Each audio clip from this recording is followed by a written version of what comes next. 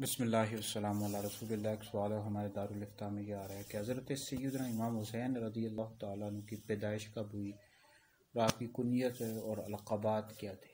सरकार सैयदना इमाम हुसैन रज़ियल्लाहु ताला अन्हु की पैदाइश 5 शाबान मुअज़्ज़म 4 हिजरी में मदीना मुनव्वरा में हुई और आपकी कुनियत अबू अब्दुल्ला है और आपका नाम मुबारक हुसैन है। नबी करीम अलैहिस्सलाम ने आपका नाम हुसैन रखा और आप के कान में अजान भी दी और सातवें रोज़ आपका अकीक़ा भी दिया गया।